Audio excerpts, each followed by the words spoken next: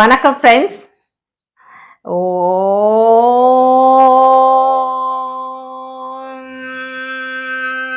நம சிவாய. ஃப்ரெண்ட்ஸ், சிவதாசர் என்னும் ஒரு சிவனடியாரை பற்றி தான் நாம இந்த பதிவில் பார்க்க போறோம்.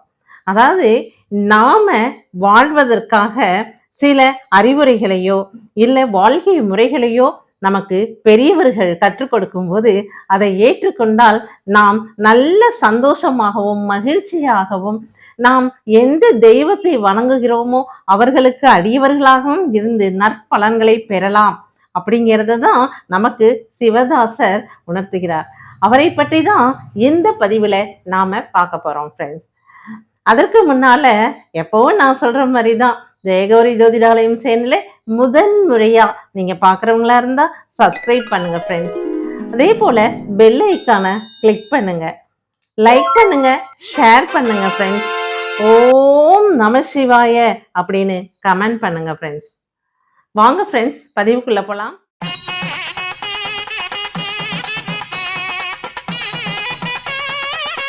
திருநெல்வேலி மாவட்டத்துல அருகன்கோவிலம் அப்படிங்கிற ஒரு ஊர் இருந்திருக்கு. இப்பவும் அந்த ஊர் இருக்கு. அதற்கு இப்ப இருக்கக்கூடிய பெயர் ராமேசநல்லூர் அப்படின்னு சொல்லி இப்ப வழங்கப்பட்டு வருது அந்த ஊரு. அந்த ஊர்ல தான் சோமநாத பாரதி அப்படிங்கிறவர் வாழ்ந்துகிட்டு இருந்தாரு. இந்த சோமநாத பாரதி தான் பிற்காலத்துல சிவதாசர் அப்படின்னு அழைக்கப்பட்டார்.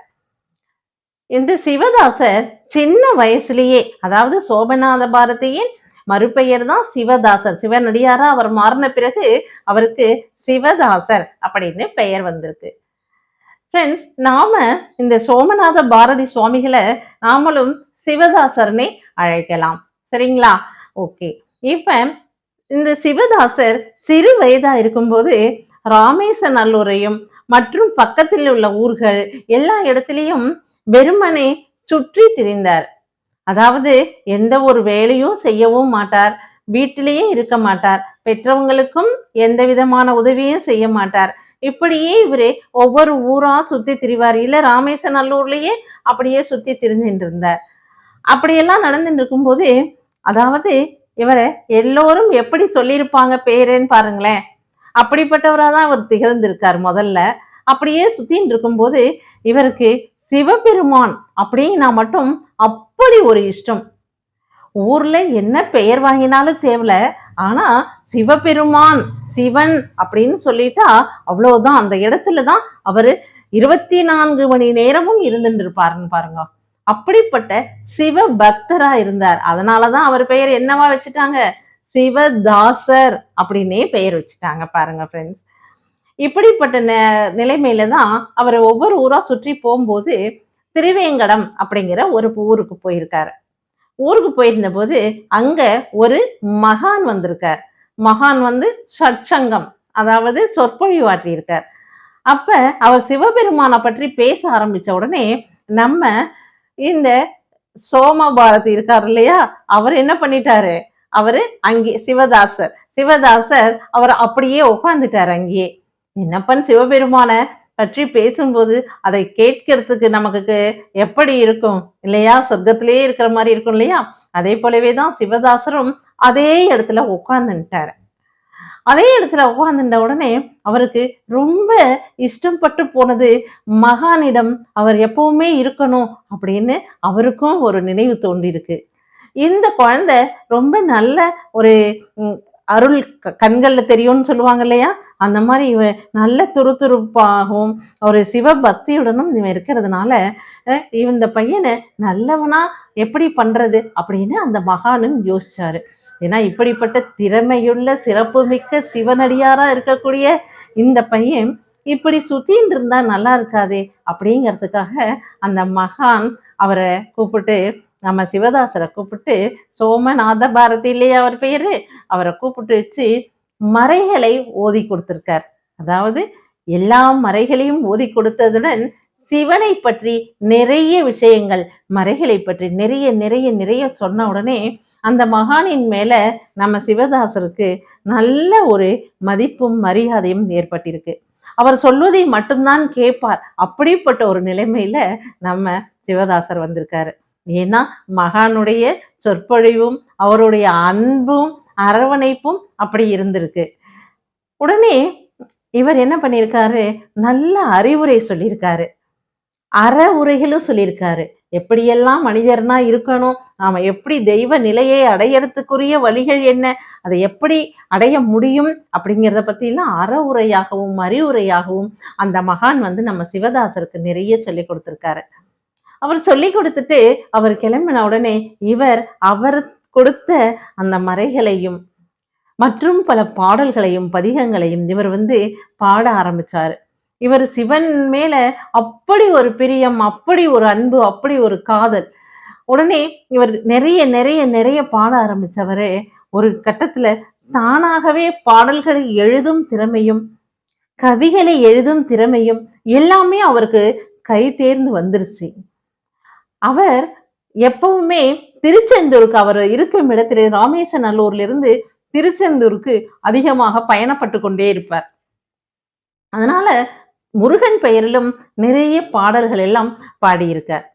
அவருக்கு திருச்செந்தூர் முருகன் என்றாலும் அப்படி ஒரு இஷ்டம். சிவனுக்கு அப்புறம் அவருக்கு திருச்செந்தூர் முருகன் மேலதான் இஷ்டம். அப்படி அவர் பாடிக்கொண்டு தானாகவே பாடல்களை பாடும் திறமையும் கவிகளை எழுதும் திறமையும் கொண்டு சிவபெருமானையும் முருகப்பெருமானையும் அனைத்து கடவுள்களையும் அவர் நிறைய வழிபட்டுட்டு இருந்தார். அப்படிப்பட்ட சூழ்நிலையில ஒரு நாள் ஒரு மண்டபத்தில் அவர் அமர்ந்து பாடல்களை பாடிக்கொண்டிருக்கும் போது ஒரு 10 வயது மதிக்கத்தக்க ஒரு சிறுமி, ஒரு குழந்தை அங்க வந்தா. அங்க அவ்வளவு அழகா இருக்கா, அவ ரொம்ப அழகா இருக்கா, நல்ல ட்ரெஸ்ஸிங் பண்ணிட்டு இருக்கா, பாக்குறதுக்கே முகமே அவ்வளவு தேஜஸா இருக்கு, அவ்வளவு அழகா இவர் பக்கத்துல உட்கார்ந்துண்டா. யாரு பக்கத்துல? நம்ம சிவதாசர் பக்கத்துல உட்கார்ந்துண்டா. உட்கார்ந்துட்ட உடனே இவரு, அம்மா உன்னை பார்த்தாலே அம்பிகையின் சுரூபமாவே இருக்கே அப்படின்னு சொல்லியிருக்காரு.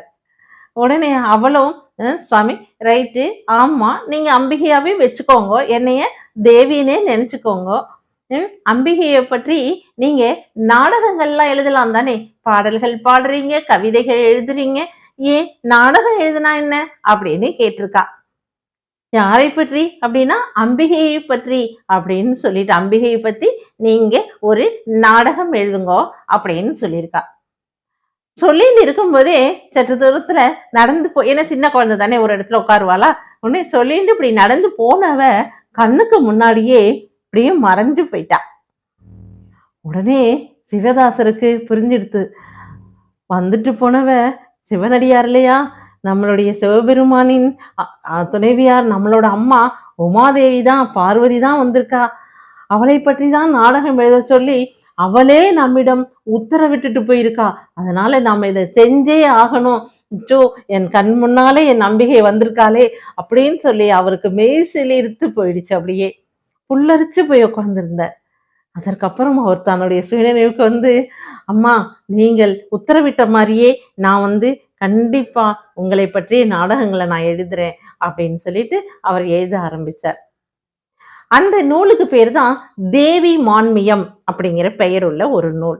தேவி மான்மியம் என்ற அந்த புத்தகத்துல அப்படிப்பட்ட கவிதை வரிகள்ல அவரு தேவியை பற்றி நாடகமா எழுதியிருக்கார்.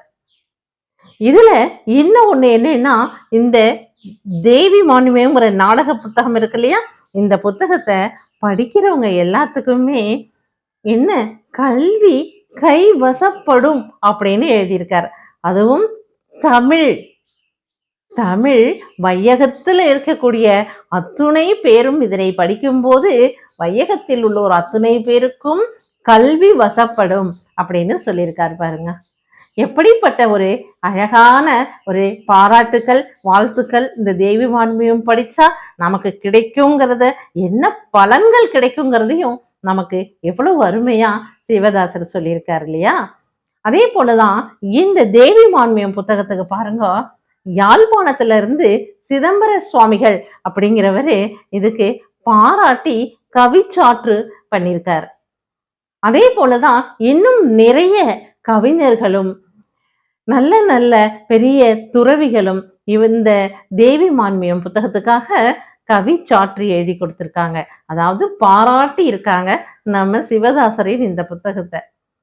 அப்படிப்பட்ட புத்தகத்தில் என்ன இருக்குங்கிறத நாமளும் படிக்கணும் அப்படிங்கிற ஆர்வம் வருது இல்லையா ஃப்ரெண்ட்ஸ்? ஆமா. தமிழ் நம்ம தாய்மொழி. அதனை நம்ம பெற்றுக்கணும்னா, நம்ம இந்த தேவி மான்மியம் புத்தகத்த படிச்சாலே போறோம். நமக்கு தமிழ் நன்னா வரும் அப்படின்னு ஒரு ஆசீர்வாதம் பண்ணியிருக்காரு இல்லையா? சிவதாசர். அதனால நாம எப்பயும் போல சிவனடியாராகவும் இருக்கணும். இந்த தேவி மான்மியம் புத்தகத்த படிக்கிறதுனால எப்பவுமே தமிழ் நமக்கு வசப்படணும். நாமும் தமிழோட கலந்துரணும். அப்படிப்பட்ட ஒரு நிலை வரணும் இல்லையா ஃப்ரெண்ட்ஸ்? ஓகே ஃப்ரெண்ட்ஸ், ஒரு நல்ல சிவதாசர் என்கின்ற சிவனடியாரை பற்றி இந்த பதிவில் நாம சொல்லியிருக்கோம் ஃப்ரெண்ட்ஸ். ரொம்ப சந்தோஷமா இருக்கு. ஓகேயா? அடுத்த பதிவில் நாம மீண்டும் சந்திப்போம். பாய்.